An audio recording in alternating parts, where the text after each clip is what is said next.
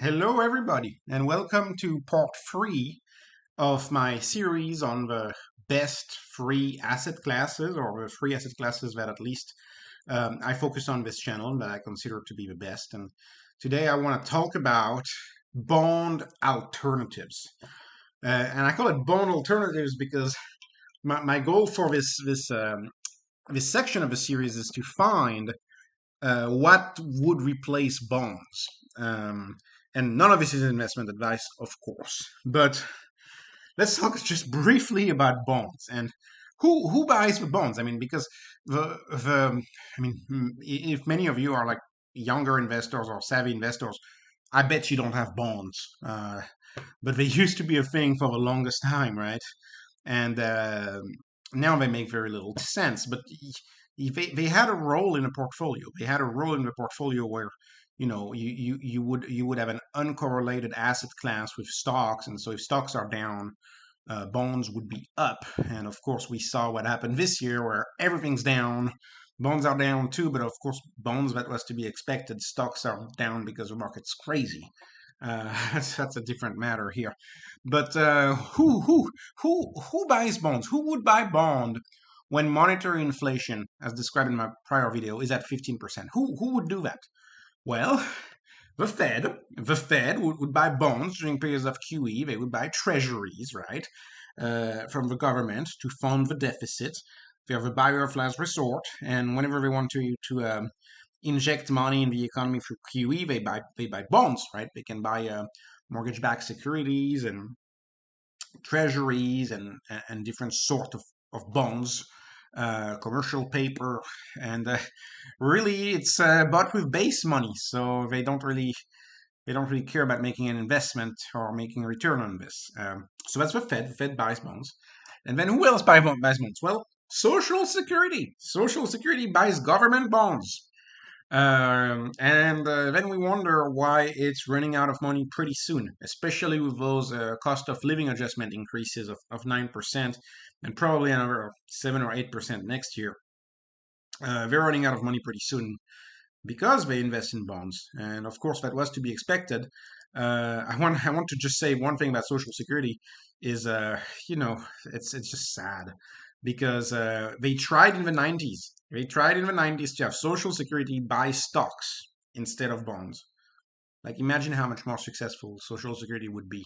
And this is an example of the speech of the committee, the subcommittee that was trying to that are trying to invest Social Securities in Social Security reserves in private securities.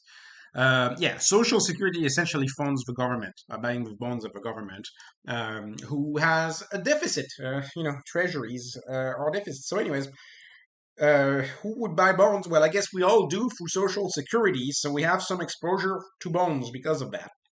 And then the last people who buy bonds are people who have gotten into the habit of the 40% bonds, 60% portfolio, and it's like the usual habit. And so a lot of people say, oh, you get up at 40% in bonds and 60% in your portfolio, or 60% of stocks in your portfolio. Or people will have also the age thing where you take 100 and you remove your age from 100, and that's how much stocks you should have. So if you're 35 and say you remove 35 from 100, that means you should be at 75% stocks and 25% bonds at age 35. But anyways, um, all of this is out of habit.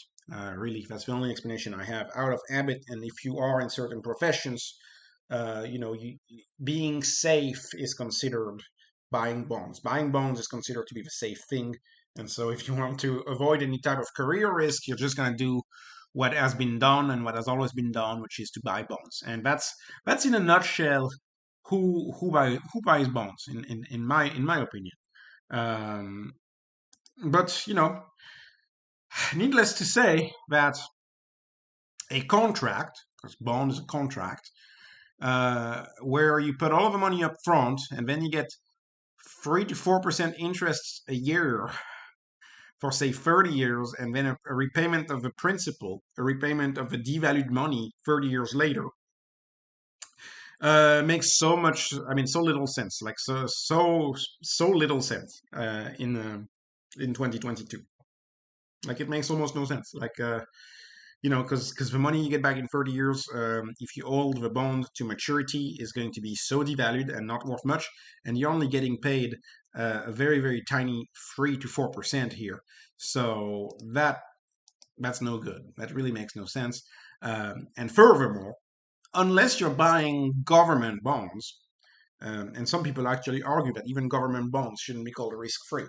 But unless you look at government bonds, you have huge counterparty risk if you buy securities, you buy corporate bonds, because these are rated by credit agencies. Credit agencies rate those, but are credit agencies really equipped to understand disruption? Are they really rating those bonds right? Say utilities. Are the credit agencies rating bonds from utilities correctly? Are they seeing the disruption that's coming for utilities? And the best example of that, I mean, of course, we had 2008, right, where we saw that there were issues with the credit rating and rating these bonds. But Tesla's credit rating has been a an outstanding example of credit rating failure, where they refuse investment grade credit rating to Tesla because Tesla, quote unquote, does not have enough models compared to other automakers. So I don't think they do the deep research, and thus you have huge disruption into what is a highly rated and a poorly rated bond, and so much more counterparty risk that I think a lot of people realize. And thus, I do not buy bonds, because you're guaranteed to lock in a big loss. That's what you do when you buy a bond. You're locking in a loss. And so I don't buy bonds. I would never recommend bonds. But then again, I don't recommend anything. There's no investment advice here. But I would not buy bonds. Um, that's not good. So again, what can you do? Like if you don't buy bonds, and I don't think they're good right now. If you don't buy bonds, what are some of the possible alternatives? Well, and when people talk about bond alternatives, you have to be very careful because there are like two different ways that people talk about it. And some people talk about it from like making income, like getting your annual income from bonds. And I think that's the wrong way to look at stocks. Very very much so. I think if you're trying to have income, you're better off just buying stocks and doing the 4% rule, like selling some stock every year when you need money and letting the stocks grow, rather than spending a coupon and hoping for a coupon. So I look at bond alternatives from a total return perspective, not from an income perspective. And I'll put a video in the description, a link in the description about a video I have as to why I think income and dividend income and all that type of income investing is really misguided. Really is misguided. But let me move on. So from a total return perspective, what would be a good alternative? So a good alternative would be what? Would be an asset class that is uncorrelated with growth stocks and yet provides some real return. That way, if you have your portfolio as, I don't know, 20, 30%, 40% even bonds, or bond alternatives, actually, I mean bond alternatives because I don't buy bonds. You would hope that when your stocks are down, when your growth stocks are down, your bond alternative is at least flat, or is doing just fine, or is not down as much. And so let me just go deep into the different alternatives and what I'm looking at, what I actually buy as alternatives, and what a lot of people have used as alternatives to bonds in their diversification. And that's the third leg of this three-pronged approach to the best assets and to investing. So, surprise, surprise, especially if you watched video 2, where I talk monetary supply. Surprise, surprise, my number one alternative to bonds is Bitcoin. Bitcoin is at the lowest correlation with tech stocks in 3 years. It's at the lowest correlation, and that's a good thing. That's a good thing. You don't want Bitcoin to be correlated with tech stocks. And so cynics would say, oh, what's negative correlation? They're going to go out of business. What are you talking? No, not go out of business, but Bitcoin's going to be worthless. You don't want downside, negative correlation. But I would say, no, I don't think Bitcoin's going anywhere. I think Bitcoin's here to stay. It's here to replace, or at least to act as a supplemental monetary reserve for companies, for countries, for households, families. And I have done a few videos on Bitcoin. I list a few of them in the description. I realize Bitcoin is not a popular investment right now, but Bitcoin has tremendous benefits over bonds. It's got network effects, which make its adoption really, really possible, and it has no counterparty risk at all. Bitcoin you own, you put it in your brain. You own a sequence of 12 words. You remember those 12 words, and that Bitcoin is in your brain. And it's a very hard asset to create. It's hard money. So my bond alternative is mostly Bitcoin, and that's actually just about 90% of my third way to invest is Bitcoin. Of my bond alternative is Bitcoin. So again, to fully study and talk about Bitcoin, you need thousands of hours. You need thousands of hours. If you're ever interested in Bitcoin, I recommend the Bitcoin Standard, which is kind of the Bible of Bitcoin, where you can kind of get all of the basics as to why why Bitcoin serves as a good alternative for that bond alternative, because bonds are dead. Bonds are gone. Not investment advice, but bonds are not a thing anymore. At least they're not a good investment. They're something the Fed buys, essentially, and Social Security. So that's number one, not investment advice. But Bitcoin, I think, is a big deal and a big option for an alternative. The second option that I see, and by the way, this is in no way an exhaustive list. This is not exhaustive. But the second option that I see is invest in things that save you money. And these are physical goods that you own. And so one good example of that would be solar panels. It may make sense to just put solar panels on your house, your family house, and then you don't pay electricity anymore. Buy an electric car. I mean, not even. I love Tesla, of course, but not even Tesla. You can buy any electric car really, and you're gonna save. You're gonna pay 1/10, 1/7 of whatever your gas bill was. You're gonna pay. So you're going to create that income in the form of savings if you invest in things that save you money. And there's so many things that you can buy that save you money. This is not exhaustive. All right, number three. Number three is invest in commodities. And commodities is the classic. It's one of the classic ways, one of the classic bond alternatives is to buy commodities. And there's so many commodities. I'm not going to go through them all, but the biggest one obviously is gold. Gold is the historic one, and gold has not performed really well, but it is still not correlated. And I would say people who love Bitcoin have about 50% in common, and people who love gold. We both see the same issues, and so some of the reasons for choosing gold are the same as the reasons for choosing Bitcoin. Um, but I do believe, and because as more of a technology investor, I do believe that Bitcoin will disrupt not entirely gold, but will just disrupt the monetary premium of gold. Because if Bitcoin ends up replacing gold as a world reserve, as a monetary reserve, like it was designed to do, then gold is going to lose its monetary premium, and so gold could go down. However, I do believe that gold is going to remain valuable, and this is not intended to be cynical at all. Gold has enormous ornamental value. I mean, tremendous ornamental value. It's literally V1 raw material the jewelry is made out of, and jewelry is a very very solid product, very solid sector. People have always bought jewelry, and so this is not cynical to say that gold still has ornamental value, which can be really really high value, and it's got a little bit of an industrial premium as well for industry applications. So gold's not going anywhere. Gold's not going bankrupt, and not bankrupt, worthless. Gold's not going to be worthless, but I would say be careful about the disruption of Bitcoin over gold. Okay, and then you could go for all of the metals, right? Silver, copper. There's a bunch of metals that you can look at, and they all come with their sets of advantages and risks.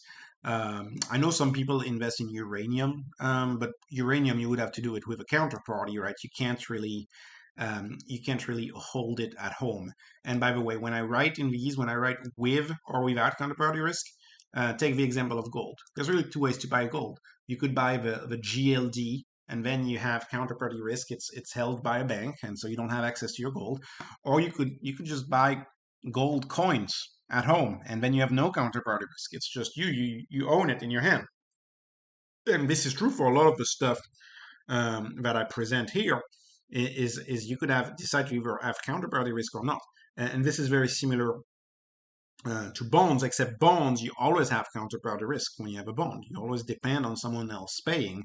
A lot of these alternatives, you don't have to depend on trusting someone else, right? Uh, Bitcoin you can own in your head, or you can own on Coinbase because you don't want to do the homework of setting up a wallet, right, or your own wallet. So this is different. One of them has counterparty risk, and we've seen so many Bitcoin platform, not Bitcoin, but crypto platforms go out of business. That's counterparty risk. When someone says you have the coins, but they don't have it for you, they're just holding it in your hands or in your head in the case of Bitcoin. Same for commodities. I think this is a question that one needs to answer if you invest in commodities, is are you going to own it by a counterparty? And if you say by the GLD, like do you trust their proofs of reserve? Do you trust that they have all of the gold? Do you know that they don't have paper gold? That's the history of gold, is paper gold, and the lying over how much gold there is in paper gold is the long story of gold. There's a long story of gold and inflation and creating more paper gold than physical gold. So I think part of the investment in commodities thesis is you got to ask yourself, are you going to actually own it, or actually going to have a third party? And also just make sure with commodities, be careful to buy commodities that are very hard to get out of the ground, that are very hard to make. And that's the whole point of buying in gold. If you buy gold, new supply of gold is about 2%, 2 to 3% a year. But if the price of gold triples, you're going to get that, 5 or 6% new supply of gold, because people are going to start mining more gold. And I think oil is perhaps the best example of a soft commodity. Like if the price of oil goes up, as soon as the price of oil goes up, what happens is that all of the drillers start drilling for more oil, start getting more oil out of the ground, and so the supply increases. You pump more oil out, and as you pump more out, the price goes down. So that's why it's really hard to see a future where oil, triples or quadruples in value. It's next to impossible to see that future, because if that were to happen, all of a sudden you would have people just pumping a bunch more oil. And gold has that limitation. It's very, very tough for gold to happen because it's still extremely hard to get out of the ground. So this is the hard asset part. This is what makes it a hard asset. And that's a good thing. You want to invest in rare, hard assets because that's why they retain their value. Okay, then how could I not talk about bond alternatives without talking about what I call the whole prepper world? And this is not cynical either. There's very, very serious YouTube channel about that stuff, and you obviously would not have any counterparty risk. But what's this whole idea is to buy all of the things that are intrinsically valuable, like food, land, firearms is a big part of that thesis of that type of alternative. It's a real alternative. And I don't know much about that. There's hundreds of YouTube channels about that, just like there are hundreds about gold and hundreds about Bitcoin. So pick and choose which alternative investment you want to use. But if you do, for example, like if someone buys firearms, maybe you want to look at something that's old and rare because it's more likely to appreciate in value than something brand new. And I guess I am skeptical about, say, storing honey. I mean, sure, honey never spoils, but what's the value of honey going to be in a farm? I mean, yeah, honey doesn't spoil, but like there's a limit to how much food you can store and that kind of stuff. So again, and by the way, whether this one where I talk about the prepper world or any of the other ones that I have, like it's just a world of connoisseurs. Like you have to be knowledgeable about that stuff, and I'm obviously uh, not deeply knowledgeable about that stuff. I just know of them, but they're not in my list of things that I invest in. So I can't I can't tell you how good of an idea this is, because this is just not what I cover. But I want to put them out in this video as an alternative, because they are real alternatives that I've heard of, but I just don't know them in depth. Another one is wine. Interesting, right? Isn't it interesting? Wine. So if you buy wines that can age, like a Chateau Lafite or a Pomerol, from like a vintage year, like a very good year, yeah, those can really really go up in value. Like if you buy, I don't know, a $500,000 bottle of wine, it's not uncommon to wait 10, 20 years, and then it's gonna be, 15, $20,000. I think Romanée Conti is another big one. But yeah, some people actually invest in wine. But again, it's a world of connoisseurs. You have to really, really, really, really be knowledgeable if you're going to be invest in fine wine or fine whiskey. You have to really be passionate and knowledgeable about that stuff. And so, of course, that's not the topic of the channel. One of the advantages that you have, compared to, say, gold that cannot ever be destroyed, you can't destroy gold, that's not true for wine. Wine has this built-in advantage where the supply reduces as people drink it, or more sadly, as they break it. You can break a bottle, or it can spoil.